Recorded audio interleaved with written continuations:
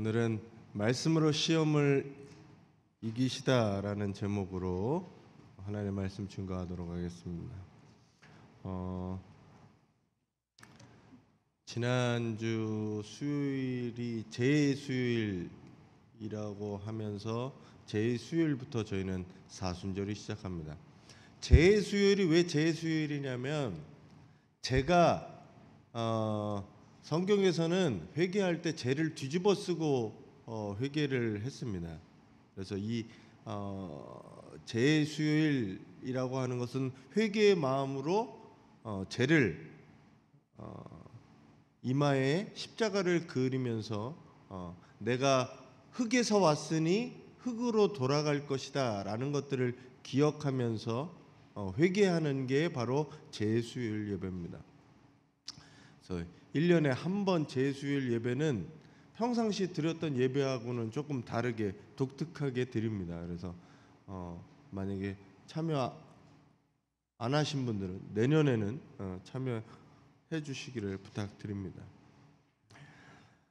사순절 기간은 주님의 고난과 죽음을 기억하면서 거룩하게 40일을 지키는 시간입니다. 그래서 내가 좋아했던 것, 내가 즐겨했던 것, 그리고 나를 위해 했던 것들을 자제하고 좀 더 주님의 뜻을 생각하고 주님의 뜻을 생각하고 내 것들을 자제하고 절제하여 주님께 뜻에 맞게 행동하는 절기가 이 사순절입니다. 사순절이 단순히 그냥 금식하라는 무엇을 하지 않는 것에 초점이 있는 것이 아니라 그래서 나는 무엇을 할 건가 라는 데 초점하는 거예요. 먹지 않는 것에 초점하는 게 아니라 먹지 않음으로 나는 하나님을 어떻게 더 가까이 만나고 그분을 섬길까, 그분께 다가갈까를 고민하는 절기가 이 사순절입니다. 요즘에는 사순절에 금식뿐만 아니라 인터넷 금식이든지 미디어 금식이든지 여러 가지들을 이야기하는데요. 그래서 무엇을 할 거냐는 거예요. 안 그러면 금식이 아니라 그냥 단식이 돼요. 단식.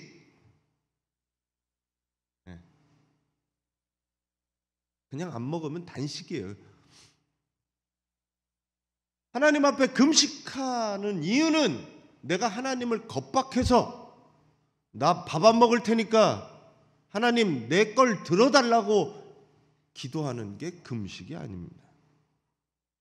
금식은 내 욕심들을, 내가 하고 싶은 것들을 힘들지만 어렵지만 참아내고 희생하고 헌신하면서 하나님을 붙드는 게 바로 이 사순절 기간입니다.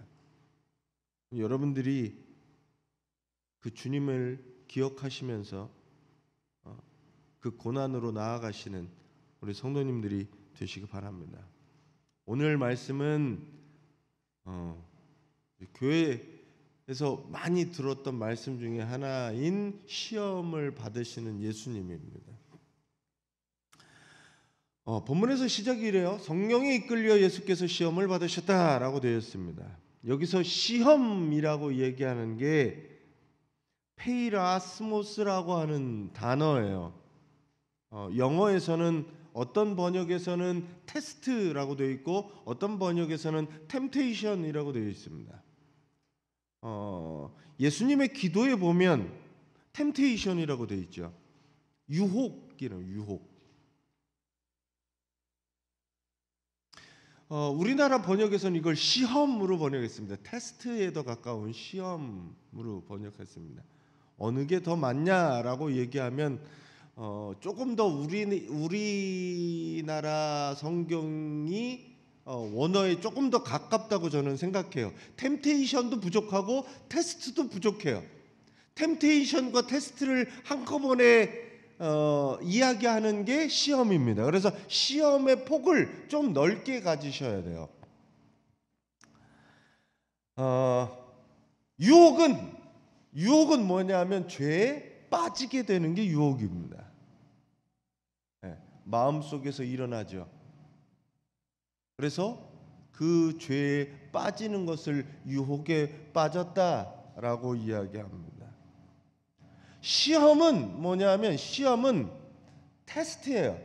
말 그대로 흔드는 겁니다. 이게 제대로 서 있나 안 서 있나 흔들어 보는 거예요. 믿음이 흔들리는 게 시험입니다. 유혹은 때로는 이 유혹이 믿음을 흔들기도 합니다. 하지만 유혹 말고도 믿음을 흔드는 일들은 여러 가지들이 있어요. 그래서 유혹은 하나님께 오는 것이 아니라 인간의 욕심에서 유혹은 오기도 합니다. 때로는 악한 영을 통해 유혹이 오기도 합니다. 때로는 다른 사람을 통해 유혹이 오기도 합니다. 에덴 동산의 일을 보면 사람에게 뭐가 찾아왔어요? 네? 에덴 동산에서 하와에게 뭐가 찾아왔어요? 뱀이 찾아왔어요. 뱀이 유혹하죠. 뭐라고요? 하나님과 같이 될 수 있다고. 저걸 정자 먹지 말라더냐? 이러고 물어보고 유혹하죠. 자, 이때 유혹은 뱀이 유혹을 하죠. 결국 에덴 동산의 선악과를 먹는 과정을 보면 뭐냐 하면 인간의 욕심과 사탄의 유혹이 결합되어서 뭐가 되었느냐? 죄가 되었습니다.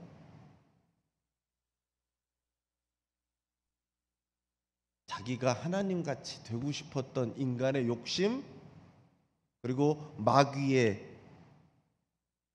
유혹 그 두 개가 결합해서 선악과를 죄를 범하게 되었죠. 우리는 가끔 시험에 든다라는 표현을 다른 사람에 의해서 내가 시험에 든다라고 이야기하는데 거기에는 뭐가 있냐면 인간의 내 욕심이라는 게 있다는 거예요. 내가 하고 싶은 대로 되지 않았기 때문이다라고 이야기하는 겁니다. 때로는 우리의 믿음을 흔드는 게 시련이라고 하는 게 있습니다. 시련은 유혹하고는 달라요. 갑자기 잘 되던 사업이 와르르 무너지기도 합니다. 내가 의도치 않은 병이 나에게 찾아오기도 합니다. 갑자기 큰 사고를 당하기도 합니다. 이런 때 뭐가 되냐면 시련이라는 게 오지요.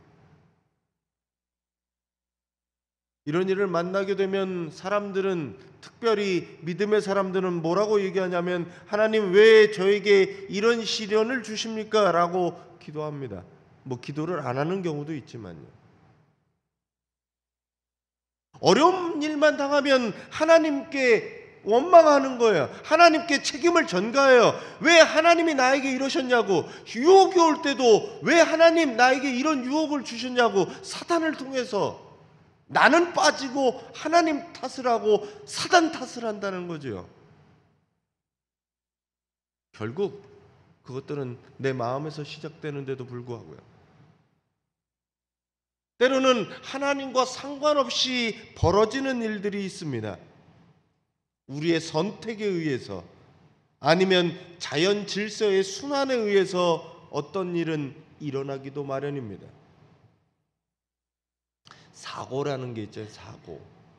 지난번에 뭐 안산에서 세월호 사고, 이태원에서 사고잖아요. 누구의 책임인가? 하나님은 그때 무엇을 하셨는가? 네? 그런 시련이 하나님께서 의도하시고 일으키셨느냐? 그런 것들은 하나님께서 일으킨 게 아니라 일어난 거죠. 우리의 선택에 의해서 때로는 시리아와 튀르키예의 이 자연재해 같은 것들은 그냥 자연 질서에 의해서 일어난 겁니다. 우리는 악을 경험하고 우리는 지옥을 경험하지만 그것은 하나님이 원하신 게 아니라는 거예요. 질서에 의해서 일어나진 거라는 거죠. 이 모든 것을 우리는 누구를 원망하고 탓하느냐? 하나님을 탓하는 겁니다.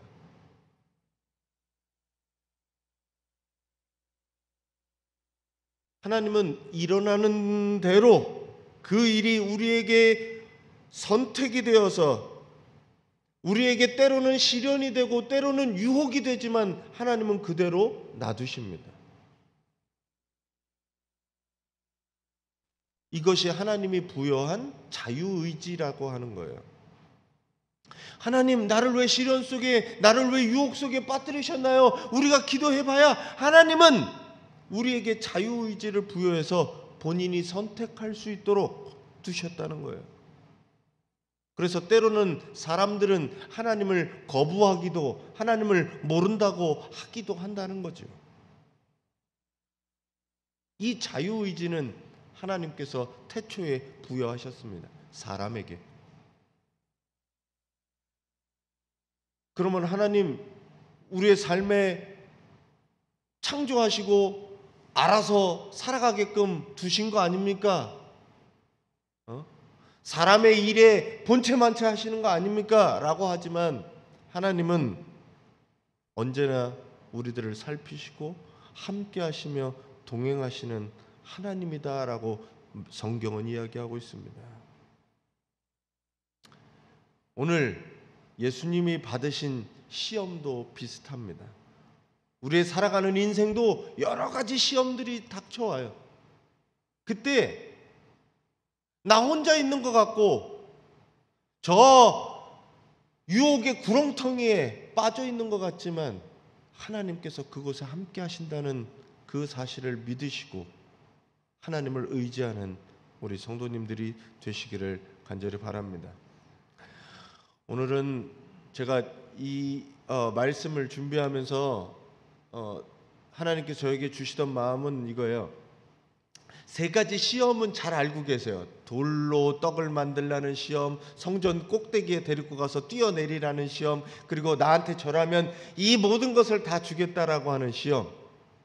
근데 오늘은 그런 얘기는 많이 들으셨을 거니까 오늘은 그래서 예수님이 무엇을 말씀하셨는지,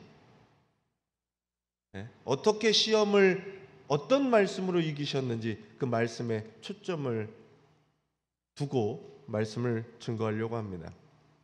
첫 번째는 이런 거죠. 첫 번째 시험은 돌들을 40일 동안 줄인 예수 그리스도에게 돌들로 떡이 되게 하라라고 하는 시험이었습니다. 말씀이 이렇게 되어 있어요. 4장 4절에 같이 한번 읽어주세요.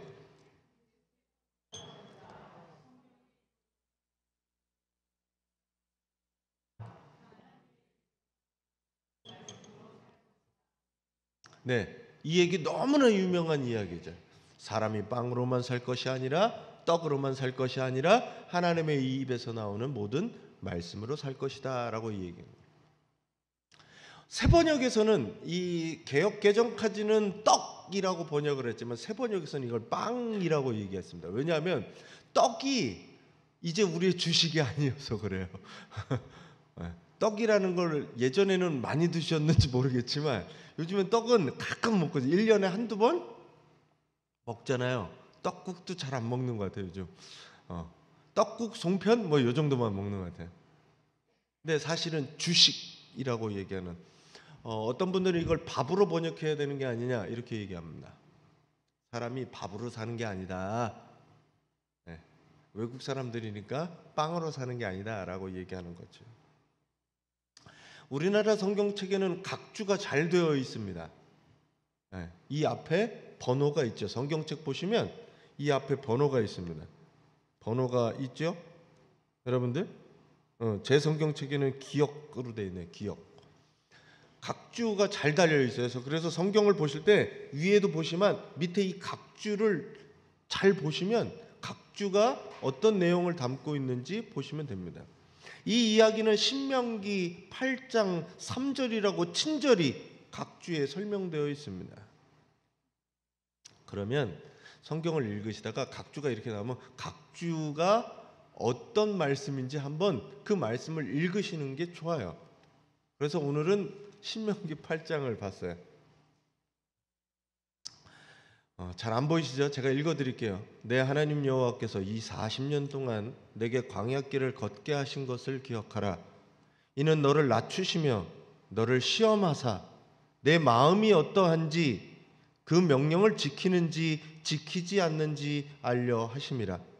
너를 낮추시며 너를 줄이게 하시며 또 너를 알지 못하며 내 조상들도 알지 못하던 만나를 내게 먹이신 것은 사람이 떡으로만 사는 것이 아니요 여호와의 입에서 나오는 모든 말씀으로 사는 줄을 내가 알게 하려 하심이니라.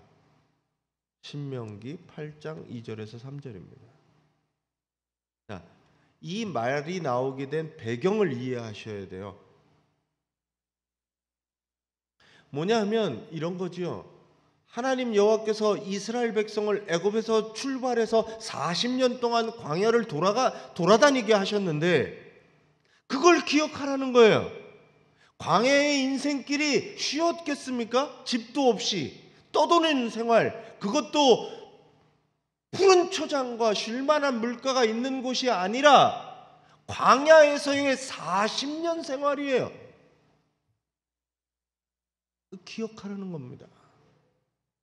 어려울 때, 힘들 때 기억하라는 거예요.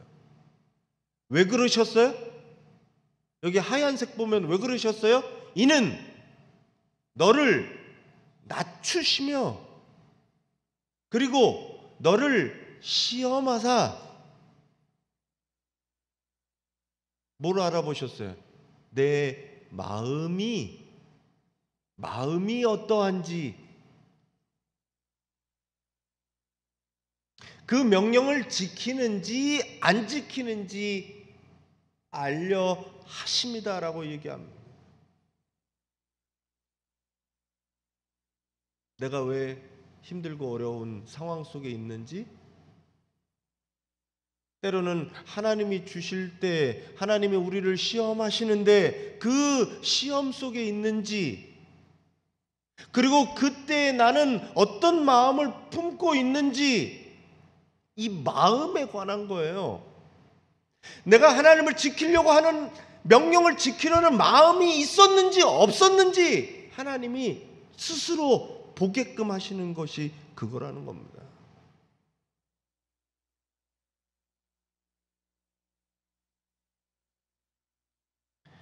(6장 5절에) 보면 하나님을 사랑할 때 어떻게 사랑하느냐? 내 마음을 다하고 뜻을 다하고 정성을 다하라 라고 할 때 이 본문은 어디에 있냐면 초점이 마음에 있는 거예요.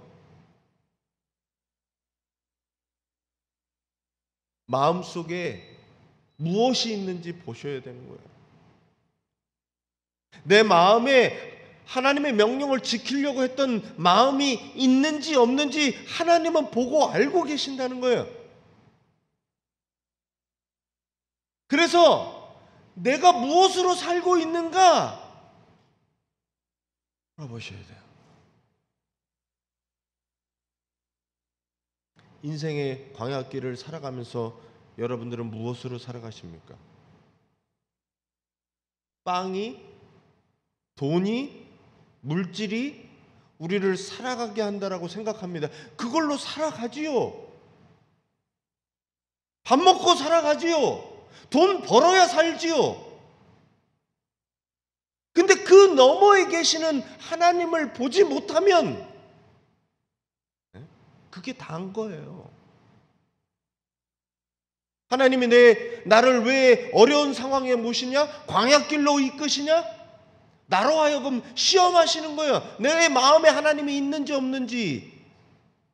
근데 그걸 모르고 우리는 어떻게 살아가냐 하면 여전히 돈에, 여전히 물질에 붙잡혀서 살아간다는 거죠. 우리를 살게 하는 건 뭐예요? 살아가게 하는 건 뭐예요? 떡이 아니라, 빵이 아니라 하나님의 말씀으로 살아가는 줄 여러분들이 믿으시기 바랍니다.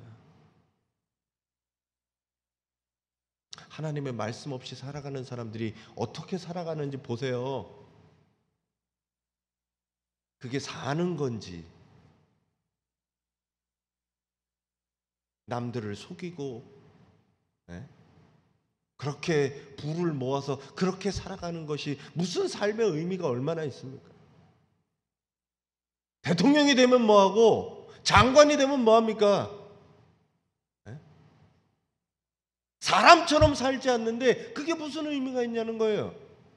우리는 뭘 갖고 살아가느냐? 하나님의 말씀으로 살아가시는 우리 성도님들이 되시기를 간절히 바랍니다. 이게 중요한 거예요. 이게. 하나님은 언제나 우리의 마음을 보고 계신 거예요. 나는 알고 하나님은 알고 있어요. 내 마음에 어디서 출발해서 이런 행동을 하고 있는지, 이런 삶을 살고 있는지 하나님은 알고 계신다는 거죠. 그 하나님 앞에 솔직한 마음으로 나아가시는 이 사순절 되시길 바라고, 특별히 말씀을 붙들고 살아가는 사순절이 되시길 간절히 바랍니다. 사람이 사는 거는 하나님으로 살아가는 거예요. 은혜로 살아가는 거예요. 내가 잘나서 물질만 가지고 살아가지 않아요. 아무리 돈이 많으면 뭐합니까? 살아갈 이유를 모르면, 살아갈 목적을 모르면 그 삶을 더 지속할 수 없는데요. 살아도 사람처럼, 살아도 사는 것처럼 사지 않으니까요. 여러분들이 말씀을 붙들고 사명 가운데 살아가시기를 간절히 축원합니다. 오늘 예수님이 그렇게 얘기하시는 거예요. 배고픔으로 그거 참을 수 있어요. 하나님의 말씀 없는 것들을 참을 수 없어야 되는 거예요. 그렇게 살아가시기를 바랍니다. 또 하나는, 두 번째 시험은 성전 꼭대기에 데리고 가지요. 그리고 뛰어내려라 라고 얘기합니다. 뛰어내리면 어떻게 하느냐? 내가 만일 하나님의 아들이면 천사가 받아줄 거다 라고 이야기하죠. 성경을 들어서 이야기합니다. 저는 가끔 하나님이 이러셨으면 좋겠어요. 좀 보여줬으면 좋겠어요. 뭔가 멋있게 하늘에서 딱 보여주면 사람들이 믿을 거 아니에요. 바울에게 나타나셨던 예수님이 내가 진짜 너가 핍박하는 예수다라고 저 하늘 높은 곳에서 보여주시면 세상 모든 사람이 믿을 거 아니에요. 그런 유혹에 빠져요. 하나님은 그러시지 않아요.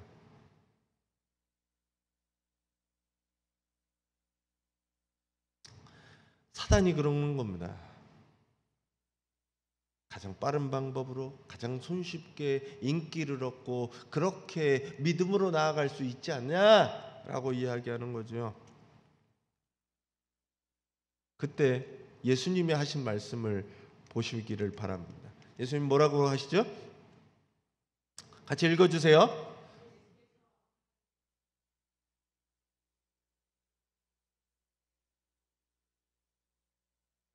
네.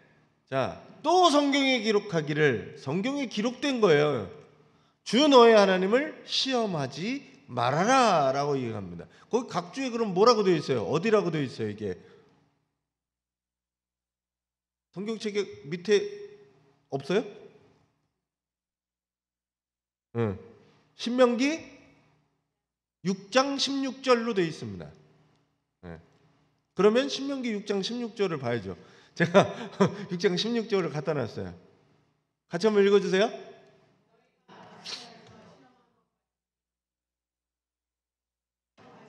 예수님이 갖다 쓴 성경 인용구가 신명기 6장 16절의 얘기인데, 여기 뭐라고 되어 있냐면 마사에서 시험한 것 같이 너희 하나님 여호와를 시험하지 말라라고 되어 있는 거예요.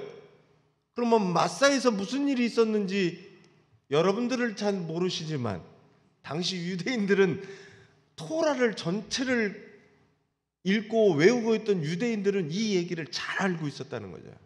마사에서 무슨 일이 있었느냐? 마사에서 무슨 일이 있었는지는 출애굽기 17장에 나옵니다. 17장 7절에는 이렇게 되어 있어요. 쭉 마사에서 무슨 일이 있었는지 이야기하고 출애굽기 17장 7절에 그가 그곳 이름을 마사 또는 무리바라 불렀으니 이는 이스라엘 자손이 다투었음이요 또는 그들이 여호와를 시험하여 이르기를 우리 여호와께서 우리 중에 계신가 안 계신가 하였음이더라. 이스라엘 백성들이 르비딤의 장막을 치게 됩니다. 근데 장막을 쳐고 봤더니 마실 물이 없었어요. 물이 없어서 장막을 치고 났는데 먹을 물이 없으니까 죽게 생겼잖아요. 그래서 뭐라고 얘기하냐면 모세를 원망합니다. 우리가 죽을 데가 없어갖고 이 광야를 끌고 와서 우리를 목말라 죽게 하느냐 라고 얘기하는 거예요. 그래서 모세를 원망하고 불평하기 시작합니다. 가장 빠른 방법은 지도자를 불평하는 게 가장 빠르니까요. 원망하고 불평하죠.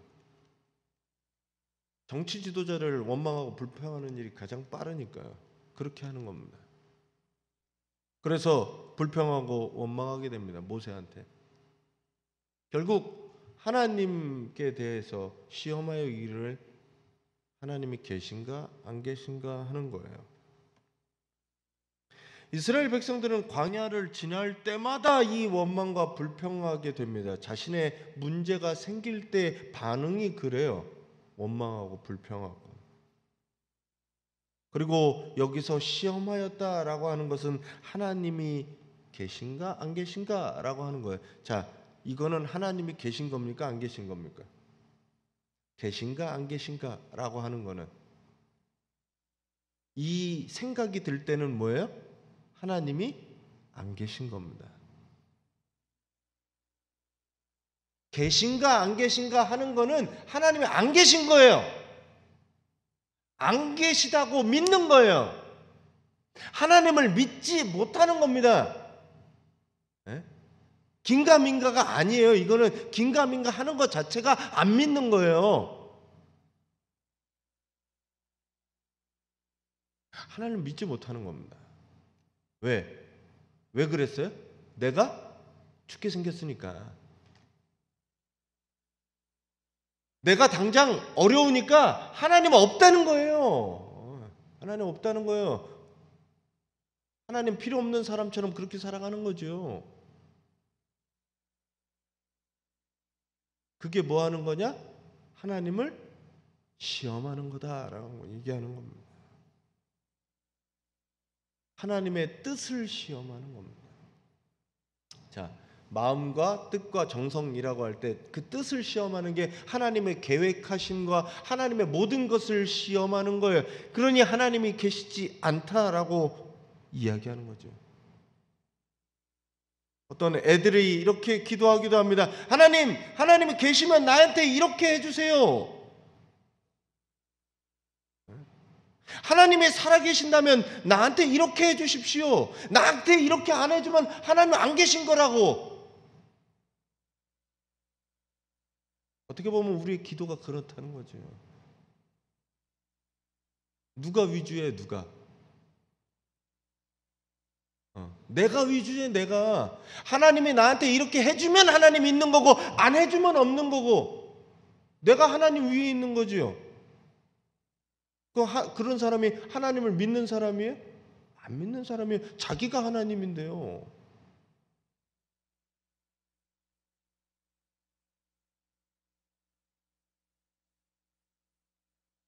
우리의 삶에 이런 게 얼마나 많아요.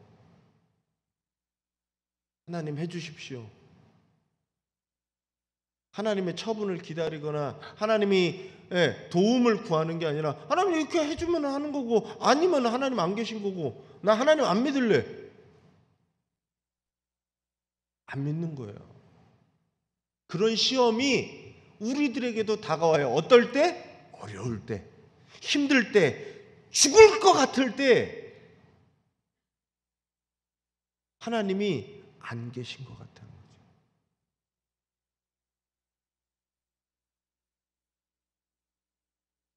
죽을 만큼 어려울 때 하나님이 안 계신 것 같다는 거예요. 그러니 많은 사람들이 어떻게 하냐? 하나님 포기하는 거죠. 신앙을 포기하는 거죠. 쉽게 교회를 떠나가는 거예요. 그게 뭐 하는 거냐? 하나님을 시험하는 거라는 거예요. 우리는 이 시험 속에 살아갑니다. 다른 방법과 다른 것처럼 보이지만 결국 여기에 있어요.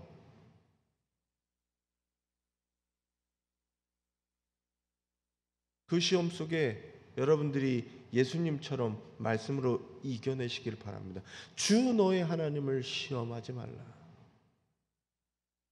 하나님을 의지하고 하나님이 뜻하신 바가 이루어지도록 기도하는 성도님들이 되시기 바랍니다. 그분을 믿고 그분의 인도와 계획하심과 뜻을 믿고 감사함으로 나아가실 때 여러분들의 삶이 이 사순절을 거룩하게 보내실 줄 믿습니다. 두 번째 시험은 그렇게 이기셨어요. 세 번째는 시험에서 4장 10절에 이렇게 되죠. 같이 한번 읽어주세요.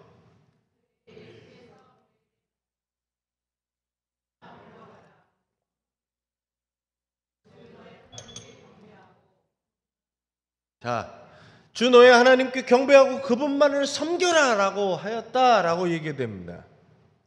사단이 이제 세상 가장 높은 산에 올라가서 세상 전체를 보여주며 이야기하는 거죠. 이 모든 거 다 줄 테니 나한테 절해라 라고 얘기합니다. 그때 예수님 뭐라고 얘기해요? 하나님만 경배해라, 하나님만 섬겨라 라고 얘기하는 겁니다. 자, 각주의 이거는 어디서 따왔대요? 신명기 6장 13절. 성경책 밑에 각주 잘 보세요. 자, 13절에 이렇게 되어 있습니다. 6장 13절. 내 하나님 여호와를 경외하며 그를 섬기며 그의 이름으로 맹세할 것이니라 라고 얘기합니다. 그럼 이 앞에 내용이 뭔지 보면 돼요. 10절 11절 제가 읽어드릴게요.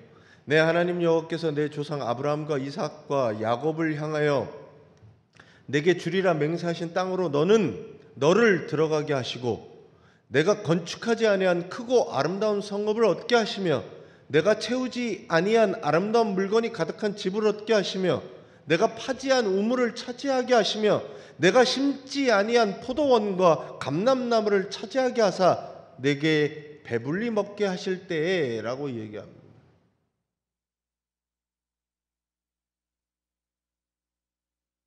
언제냐면 건축하지 아니한 나를 맹세한 땅으로 들어가게 해서 내가 얻게 되는 것들이 건축하지 아니했는데 수고하고 그 성을 내가 만들지 않았는데 그 성을 얻게 되었을 때 아름다운 물건이 가득한 집을 얻게 되었을 때 수고와 노력 없이 파지 아니한 우물을 차지하게 됐을 때 심지 않는 포도원과 과수나무들을 내가 차지하게 될 때 그리고 내가 배불리 먹게 될 때에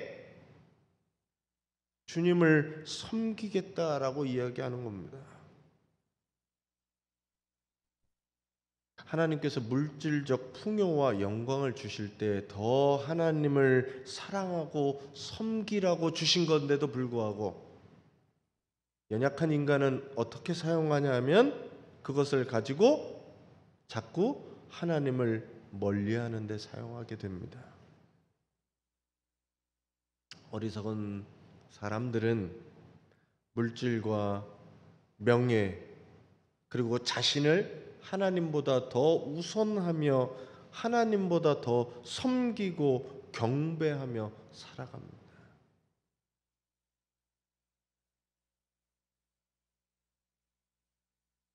우리도 그렇지 않나요?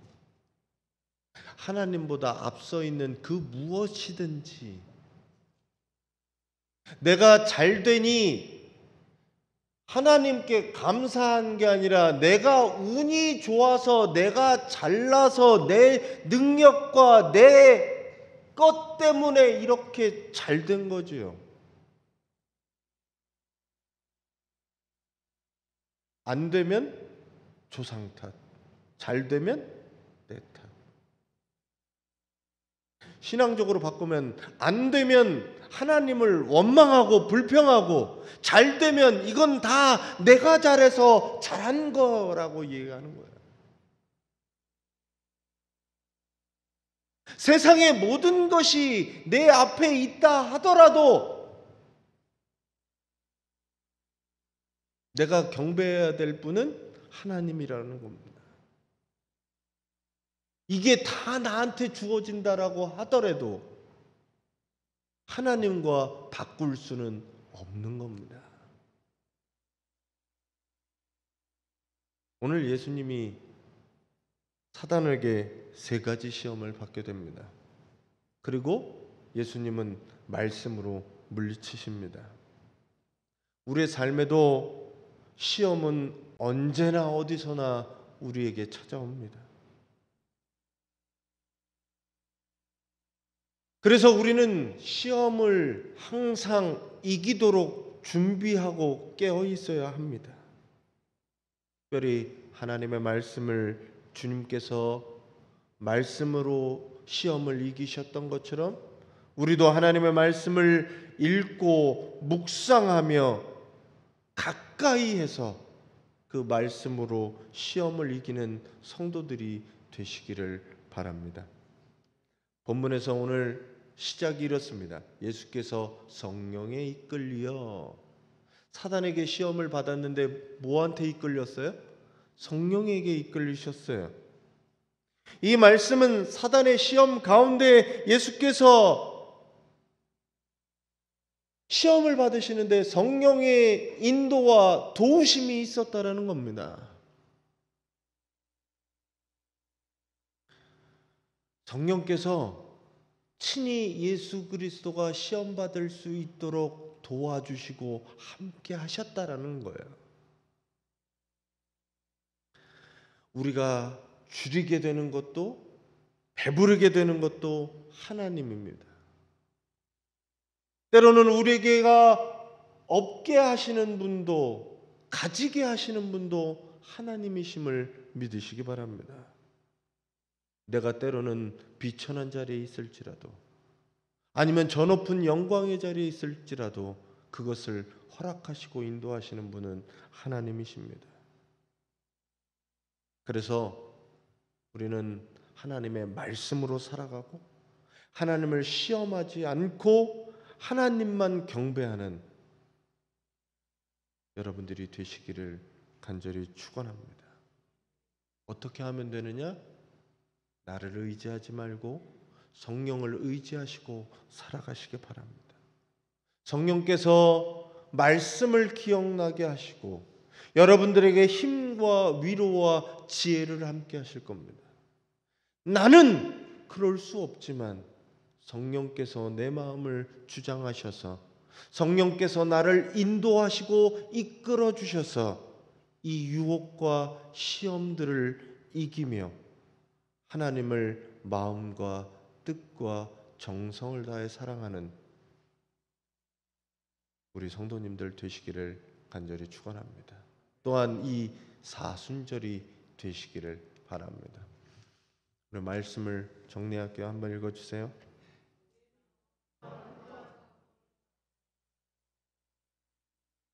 네, 마음을 돌아보시고 내 뜻인지 하나님의 뜻인지 돌아보시고 내가 하나님을 섬기는데 다른 무엇이 더 섬겨지는지 돌아보시고 정성을 다해 하나님을 사랑하는 이 3가지 시험을 이겨내는 성도들이 되시기 바랍니다.